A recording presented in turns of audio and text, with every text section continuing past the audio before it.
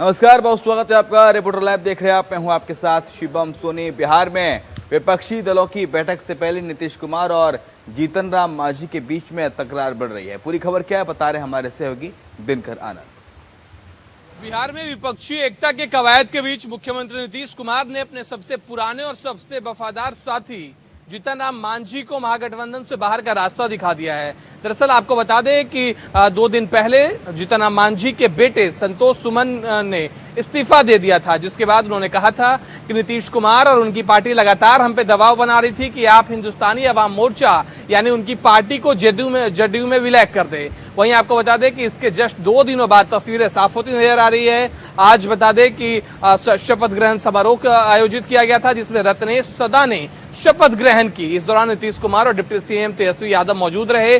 दोनों ने जमकर निशाना साधा जीतन राम मांझी पर। नीतीश कुमार ने कहा कि जीतन राम मांझी बीजेपी से लगातार मुलाकात कर रहे थे, हमारी बातों को उनके साथ शेयर कर रहे थे। वहीं उनके इस बयान पर जीतन राम मांझी का पलटवार भी देखने को मिला। जीतन राम मांझी ने कहा कि नीतीश कुमार यह बताएं कि क्या सिर्फ मैं ही बीजेपी और एनडीए के सभी सहयोगियों से मिलता हूं, वो तो कई दफा उनके साथ मिलकर सरकार बनाए हैं। इतना ही नहीं, जीतन राम मांझी ने यहां तक कह दिया कि तेजस्वी यादव को सिर्फ नीतीश कुमार लॉलीपॉप दे रहे हैं, वो फिर से एनडीए में जाकर मिल जाएंगे और तेजस्वी यादव को सीएम नहीं बनाएंगे। कैमरा पर्सन निकी के साथ मैं दिनकर आनंद, इंडिया न्यूज। चक्रवाती तूफान बिपरजॉय अब राजस्थान के बाद गुजरात के बाद राजस्थान की ओर रुक कर गया है, बता रहे हमारे सहयोगी विशाल मिश्रा। चक्रवाती तूफान बिपरजॉय गुजरात में तबाही मचाने के बाद अब राजस्थान में प्रवेश कर चुका है। राजस्थान में इसके दहशत में लोग घरों से निकलना बंद कर दिए हैं और रात को लगभग रात से ही लोग दहशत में हैं। आपको बता दें कि चक्रवाती तूफान बिपरजॉय के कारण भारी बारिश हो रही है। गुजरात में लगातार बारिश हो रही है, उसके दहशत के साए में लोग अब अपने घरों में रहना शुरू कर दिए हैं। आपको बता दें कि राजस्थान की ओर ये बढ़ रहा है और राजस्थान में भी लोगों को काफ़ी इससे डरे हुए हैं, सहमे हुए हैं, जिसके कारण वो अपने घरों से निकलना बंद कर दिए हैं और भारी बारिश हो रही है। कच्छ में चक्रवाती तूफान बिपरजॉय का प्रभाव देखने को मिल रहा है। कई पेड़ उखड़ गए, द्वारका में भी इसका असर देखने को मिला। इसका सबसे ज्यादा असर कच्छ, सौराष्ट्र 8 जिलों में रहा। राज्य सरकार तूफान से हुए नुकसान का आकलन करने में लगी हुई है। गुजरात में चक्रवात का असर अभी भी बना हुआ है, तो वहीं अब ये चक्रवाती तूफान राजस्थान में भी पहुंच चुका है। कच्छ में मंडावी, नलिया, नारायण सरोवर, जाखी, बंदर, मुद्रा और गांधीधाम, अहमदाबाद समेत पूरे राज्य में तेज बारिश हो रही है। 90 से 125 किलोमीटर प्रति घंटे की रफ्तार से हवाएं चल रही हैं। पूरे मांडवी में 18 घंटे से बिजली नहीं है, इससे लोग परेशान हैं। पिछले 24 घंटों में कच्छ में 2 से 7 इंच बारिश हुई है। बिपरजॉय की वजह से गुजरात में कई जिलों में तेज हवाएं चल रही हैं, भारी बारिश हो रही है और इसके साथ ही अब ये बिपरजॉय राजस्थान में पहुंच गया है, जिसके दहशत में लोग अब जी रहे हैं और लगातार वहां भी भारी बारिश हो रही है। तूफान की वजह से आज भी कच्छ, द्वारका और जामनगर में तेज हवाएं चल रही हैं। बिपरजॉय गुजरात के कच्छ और सौराष्ट्र में तबाही मचाने के बाद अब राजस्थान में प्रवेश कर चुका है और राजस्थान में भी इस चक्रवाती तूफान के कारण भारी बारिश हो रही है, तेज हवाएं चल रही हैं, जिससे लोग काफी डरे और सहमे हुए हैं और लोग अपने घरों में रहने के लिए मजबूर है। कैमरामैन निकी के साथ विशाल मिश्रा, इंडिया वॉइस। नई दिल्ली में Nehru memorial museum and library का नाम जो है वो बदल दिया गया है। इसके पीछे अब देश में एक नई सियासत खड़ी हो गई है। पूरी खबर क्या है बता रहे हैं हमारी सहयोगी स्वीटी दीक्षित।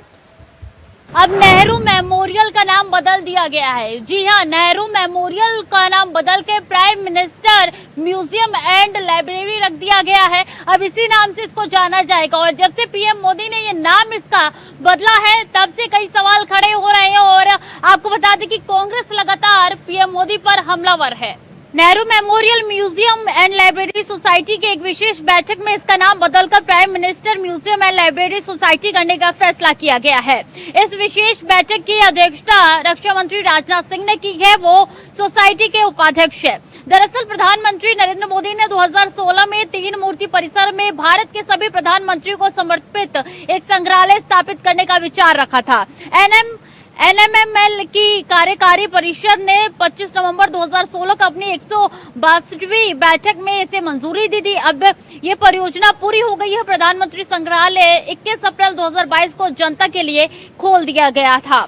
बता दें ये नाम क्यों चेंज हुआ, क्योंकि कार्यकारी परिषद ने महसूस किया कि संस्थान का नाम वर्तमान गतिविधियों को प्रतिबंधित करने वाला होना चाहिए, जिसमें एक नया संग्रहालय भी शामिल हो जो स्वतंत्र भारत में लोकसभा की सामूहिक यात्रा को दर्शाता हो और राष्ट्रीय निर्माण में प्रत्येक प्रधानमंत्री के लिए योगदान को दिखाता हो।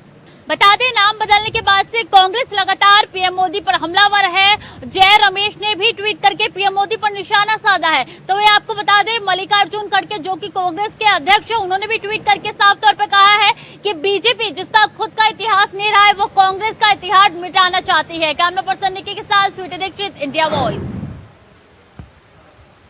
बीती रात मणिपुर में एक केंद्रीय मंत्री के घर पर भीड़ ने हमला कर दिया। पूरी खबर क्या है बता रही हैं जूही। मणिपुर में बिगड़े हालात पर जो है अभी भी काबू नहीं पाया जा सकता है। गुरुवार की देर रात जो है केंद्रीय विदेश राज्य मंत्री आर.के. रंजन के घर को जो है कथित भीड़ ने निशाना बनाया और उनके आवास को आग के हवाले कर दिया। इस दौरान गनीमत रही कि घर का कोई सदस्य जो है किसी सदस्य को नुकसान नहीं पहुंचा। हालांकि घर काफी हद तक जो है वो जल गया। बता दें केंद्रीय मंत्री का ये आवास इम्फाल पूर्वी जिले के तहत कोंगवा नंदीबम लेकाई इलाके में था। एक दिन पहले इम्फाल में मणिपुर सरकार में मंत्री नेमचा किपगेन के आवास में भी आग लगा दी गई थी। इस बारे में बात करते हुए विदेश मंत्री आर.के. रंजन सिंह ने बताया कि मैं फिलहाल आधिकारिक काम से केरल में हूँ। शुक्र है कि कल रात मेरे इम्फाल स्थित घर में कोई घायल नहीं हुआ। बदमाश पेट्रोल बम लेकर आए थे। मेरे घर के ग्राउंड फ्लोर और फर्स्ट फ्लोर को नुकसान पहुंचा है। मेरे गृह राज्य में जो कुछ भी हो रहा है उसे देखकर बहुत दुख हुआ है। मैं अभी सबसे शांति की अपील करूंगा कि इस तरह की हिंसा में शामिल लोग बिल्कुल अमानवीय है। दरअसल गुरुवार की रात 11 बजे एक भीड़ जो है आई और मंत्री के घर में जबरदस्ती घुस गई। यहाँ तक कि उन्हें गार्ड जो है वो भी रोकने में नाकामयाब रहे। इस भीड़ ने जो है मंत्री के आवास को सीधा आग के हवाले कर दिया और इस दौरान जो है घर का काफी ज्यादा हिस्सा जलकर राख हो गया। कैमरामैन निकी के साथ मैं जूही, इंडिया वॉइस। दिल्ली वालों को चिलचिलाती गर्मी में उस वक्त राहत मिली जब दोपहर के वक्त झमाझम बारिश शुरू हो गई। खबर पर ज्यादा अपडेट्स दे रहे हमारे सहयोगी अभिषेक भाटी। दिल्ली के आसपास के इलाकों में तेज गर्मी के बाद आज मौसम काफी सुहावना हो गया है। आपको बता दें कि दिल्ली एनसीआर समेत कई राज्यों में बारिश को लेकर अलर्ट आईएमडी ने 3 दिन का अलर्ट दे दिया है। आपको बता दें कि बारिश इतनी तेज हो रही है कि अलर्ट गर्मी से राहत पाने के लोगों में काफी अच्छा महत्व रख सकती है। दिल्ली और इसके आसपास के इलाकों में तेज गर्मी के बाद 16 जून को मौसम एक बार फिर सुहाना हो गया। दिल्ली, नोएडा समेत आसपास के कई इलाकों में तेज हवाओं के साथ झमाझम बारिश ने मौसम में नरमी ला दी है। हालांकि ये बारिश चक्रवर्ती तूफान बिपरजॉय का आसार नहीं है। 3 दिन के इस अलर्ट में गर्मी के बाद राहत पाने के बाद लोगों के मौसम को लेकर काफी अच्छे अनुमान लगाए जा रहे थे और मौसम में काफी बदलाव आया और तब तेज झमाझम बारिश काफी राज्यों में हुई। कैमरामैन निक्की के साथ मैं अभिषेक भाटी, इंडिया वॉइस। नोएडा में हजारों की तादाद में किसान पहुंचे और नोएडा प्राधिकरण पर विरोध दर्ज किया। बता रहे हमारे सहयोगी नितिन चौधरी। लखनऊ में आईपीएस अनिरुद्ध सिंह पर एफआईआर दर्ज हुई है। पूरा मामला क्या है बता रहे हमारे सहयोगी आशीष। आईपीएस अनिरुद्ध सिंह की मुश्किलें लगातार बढ़ती दिखाई दे रही हैं। आईपीएस अनिरुद्ध सिंह का बीते दिनों एक वीडियो वायरल हुआ था। उस वीडियो में आईपीएस अनिरुद्ध सिंह बनारस के एक स्कूल प्रबंधक से 25 लाख रुपए की रिश्वत मांग रहे थे। हालांकि इस वीडियो को डीजीपी मुख्यालय ने संज्ञान लिया और एक जांच कमेटी बनाई गई। 2 महीने बाद उस जांच कमेटी ने अपनी रिपोर्ट डीजीपी मुख्यालय को आज सबमिट की है, जिसमें आईपीएस अनिरुद्ध सिंह को दोषी पाया गया है। फिलहाल अब देखना ये होगा कि डीजीपी मुख्यालय की तरफ से आईपीएस अनिरुद्ध सिंह पर विभागीय किस तरीके की कार्रवाई होती है। लखनऊ से Ashish Kumar Verma, India voice. Film Adipurush देश भर के सिनेमा घरों में दिखाई जा रही, तो वहीं नेपाल में इस फिल्म को लेकर घमासान मचा हुआ है। पूरी खबर क्या है बता रहे हमारे सहयोगी। प्रभास के फैंस को जिस मूवी का इंतजार था आखिरकार वो आज सिनेमाघरों में रिलीज हो गई। आदिपुरुष रामायण पर बेस्ड फिल्म है। इस फिल्म को दर्शकों का काफी लंबे अरसे से इंतजार था। इस मूवी के रिलीज होने के बाद सिनेमाघरों के बाहर दर्शकों की भारी भीड़ मौजूद रही। भाई आपको बता दें इस फिल्म में फिल्म मेकर्स ने दावा किया था कि इस फिल्म के सिनेमाघरों में रिलीज के बाद एक सीट रिजर्व की जाएगी हनुमान जी के लिए।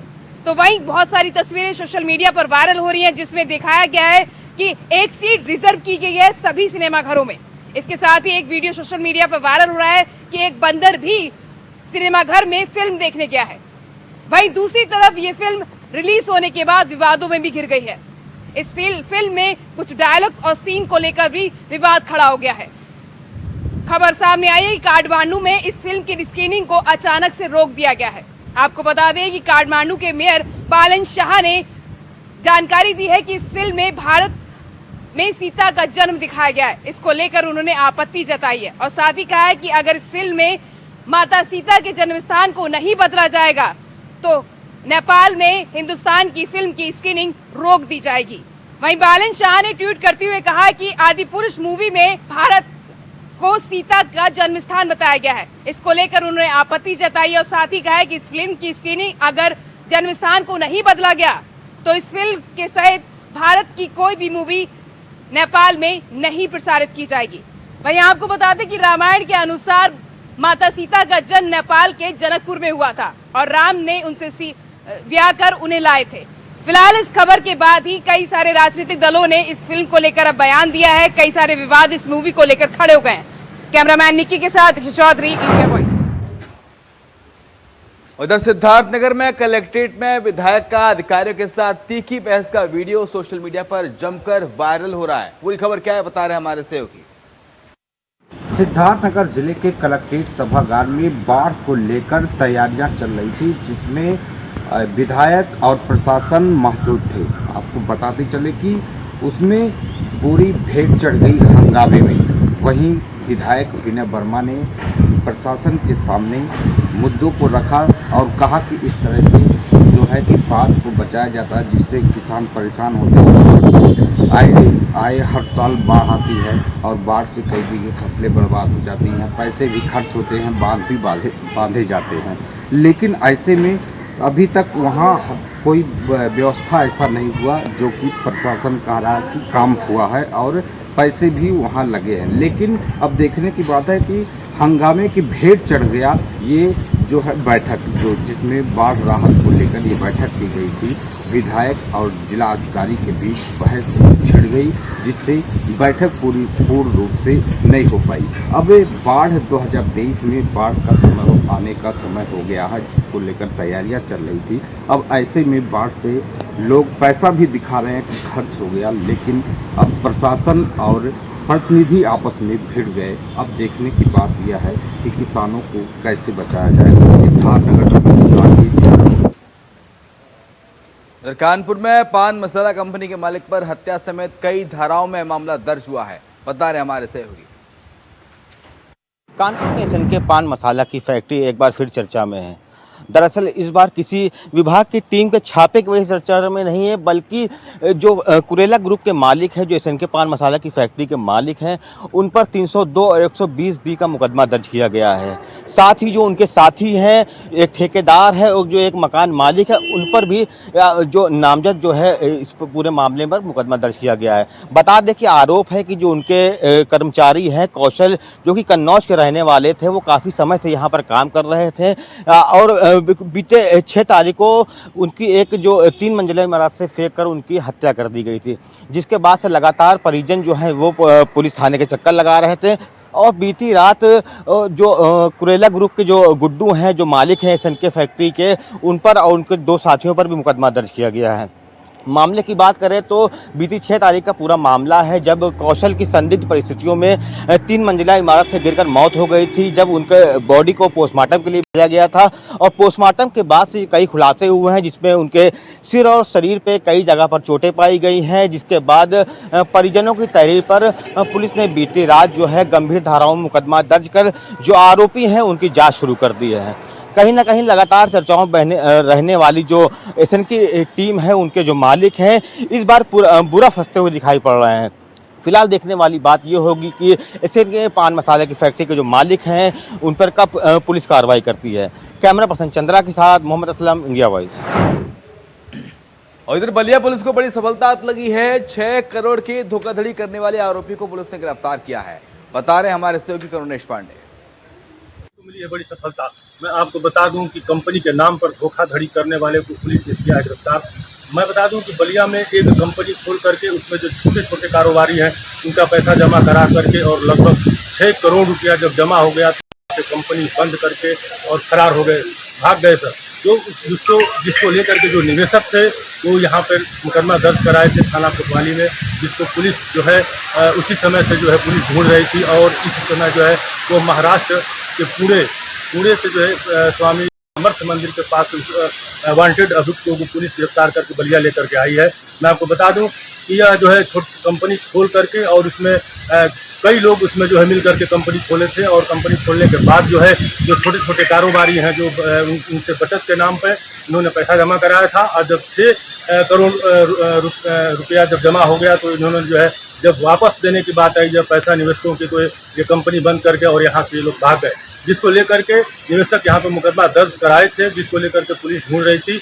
और उसी समय से ढूंढने के बाद मुखबिर के सूचना पर जब ये पता लगा कि वह अभियुक्त जो है वांटेड जो अभियुक्त है वो महाराष्ट्र में जो है वहाँ पे महाराष्ट्र में जो है रह रहा है। और पुलिस जब वहाँ पहुँची तो वहाँ पे स्वामी सामर्थ मंदिर के पास से उस वांटेड अभियुक्त को पुलिस ने गिरफ्तार करके बलिया लेकर के पहुँची है और उससे आगे की कार्रवाई करते हुए माननीय न्यायालय को पेश कर रही है। रमेश पांडे, इंडिया वाइस के लिए बलिया।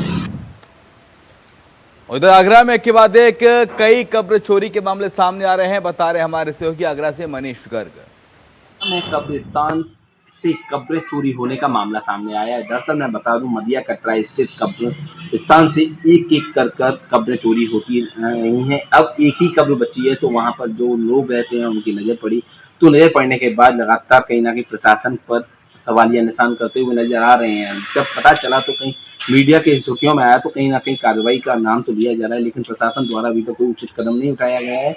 लेकिन आए दिन जब कब्रों की चोरी होने के बाद, कब्रिस्तानों पर कब्जा करने के बाद कहीं ना कहीं कहा जा सकता है कि आए दिन जब मुस्लिम सब होंगे तो उन्हें दफनाने की जगह जलाने वाला काम आगरा में करना पड़ सकता है, क्योंकि कब्रिस्तानों पर जब कब्जा हो जाएगा तो कब्रों को दफनाने के लिए जगह ही नहीं होगी। लेकिन बड़ा सवालिया निशान प्रशासन पर खड़ा होता हुआ नजर आ रहा है कि कब्रों को चोरी कर कब्रिस्तान पर भूमाफिया कब्जा तो कर रहे हैं, लेकिन प्रशासन उचित कदम क्यों नहीं उठा पा रहा, क्योंकि इससे पहले भी ये कोई नया मामला नहीं है। आगरा में कब्रिस्तानों पर भूमाफिया कब्जा कर चुके हैं और कोर्ट से भी कहीं ना कहीं नौरा कुश्ती कर अपनी तरफ आदेश करा लिया है, लेकिन प्रशासन द्वारा अभी तक कोई उचित कदम उठाकर कहीं ना कहीं कब्रों को नहीं बचाया गया है। और एक बड़ा देखने वाली बात होगी कि आखिर प्रशासन किस प्रकार की कोई कार्रवाई करेगा, लेकिन अभी तक कोई कार्रवाई नहीं हुई है तो कहीं ना कहीं कब्रिस्तानों पर कब्जा करते हुए भूमाफिया लगातार सामने आ रहे हैं। उधर फर्रुखाबाद में कोटा चैन को लेकर बड़ा बवाल हुआ है, बता रहे हमारे सहयोगी आदेश यादव। कोटा चैन की प्रक्रिया के दौरान जो है पुलिस की बड़ी लापरवाही निकल कर सामने आई है। जिस तरीके से जो है कोटा चैन के दौरान वहाँ के लोगों ने जो है थाना पुलिस से मांग की थी कि जो है पुलिस फोर्स वहाँ पर मौजूद रहे, लेकिन थाना पुलिस के लोगों ने जो है वहाँ 2 सिपाही नियुक्त किए थे। जिस तरीके से लोगों को वहाँ आशंका थी बवाल होने की, उसी तरीके से कोटा चैन के दौरान वहाँ किसी प्रकार से धांधली होने के बाद वहाँ जमकर बवाल हुआ। बवाल होने के बाद लोगों ने लाठी दोनों पक्षों में लाठी डंडे चलने के बाद जो है वहाँ लोगों ने ईंटें पत्थर चलाने के बाद जमकर मारपीट हुई और तांडव मचा। उसके बाद जो है वहाँ मारपीट के दौरान, लाठी डंडे चलने के दौरान और मारपीट के दौरान वहाँ कई लोगों के चोटें भी आई हैं जो गंभीर रूप से जख्मी हो गए हैं, जिनको और वहाँ से बवाल को देखकर जो मौजूद पुलिसकर्मी थे वो वहाँ से फरार हो गए हैं।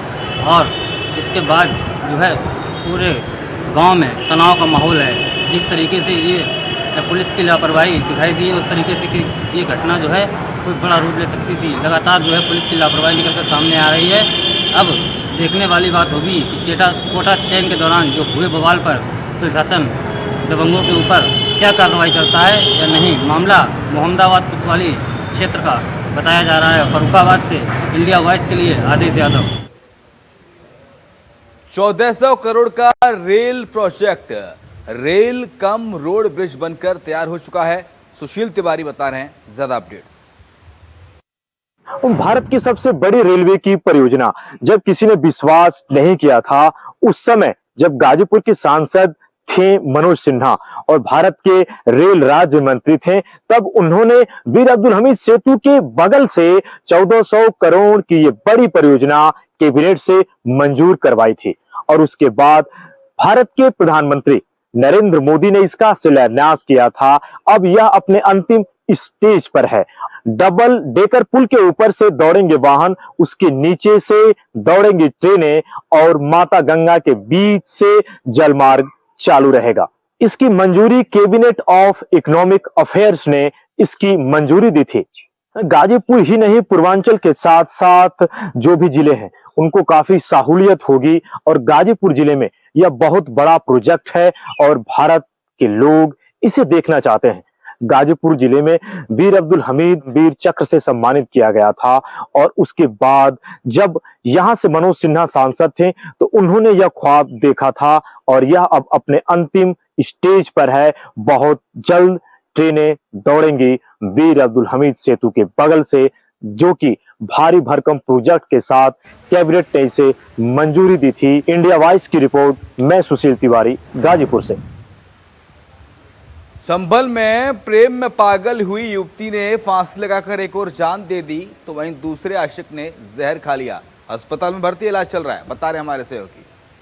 हम आपको बताते चले प्रेमी और प्रेमिका का एक अंत हो गया है, जिसको हम बताते चले कि पूरा मामला यादनगर थाना क्षेत्र का है। ये भी बताया जा रहा है कि प्रेमी और प्रेमिका के लंबे समय से एक कहानी चल रही थी और इसी को लेकर के कल प्रेमी के घर वालों को ये कहना है कि जिस तरह प्रेमिका ये आए दिन उसे परेशान करता था, इसी को लेकर के प्रेमिका ने कल अपने घर पर जाकर आहत होकर उसने फांसी लगा ली। उसे आनंद फानंद में जिला अस्पताल में भर्ती कराया गया, जहां उसकी मौत हो चुकी है। प्रेमी ने भी घर जाकर जहर खा लिया, उसे अस्पताल में भर्ती कराया गया है, जहां उसकी हालत गंभीर है। सरकारी अस्पताल में उसका इलाज चल रहा है। इसी को लेकर के पुलिस प्रशासन मौके पहुंचा और जाँच की गई, तो ये पता चला कि दोनों का लंबे समय से प्रेम प्रयास चल रहा था। इसी को लेकर के दोनों को काफी समय से उन्होंने प्रेम प्रयास में रहते थे। इसी के लेकर जो बात की गई तो दोनों तरफ जो है लड़की पक्ष की तरफ से मुकदमा दर्ज कर लिया गया है और आगे की कार्रवाई की जा रही है। सबसे बड़ा सवाल उठता है जिस तरीके से प्रेमी और प्रेमिका लंबे समय से एक दूसरे को चाहते थे, तो इसी के घर वालों को पता चला तो घर वालों ने उसे शिकायत करी घर वालों के लड़के के पक्ष के लिए। तो लड़के के पक्ष वालों को कहना था कि वो गलत है, जिसको लेकर के वो डांट डपट कर समझा कर और उसे भेज दिया गया था। तो लड़की ने कल शाम फांसी लगा ली और आत्महत्या करने का प्रयास किया और उस मौके पर मौत हो गई है। जब लड़के को पता चला, प्रेमी को पता चला, तो प्रेमी ने भी जाकर जहर खा लिया, उसे अस्पताल में भर्ती कराया गया है। अब पुलिस जांच में जुट गई है, मुकदमा दर्ज कर लिया गया है, आगे की कार्रवाई कर रही है। कैमरामैन प्रथम के साथ मैं Satish Singh, India voice news Sambhal. और इसी के साथ रिपोर्टर लाइव में इतना ही। खबरें लगातार जारी हैं, आप देखते रहे इंडिया वॉइस।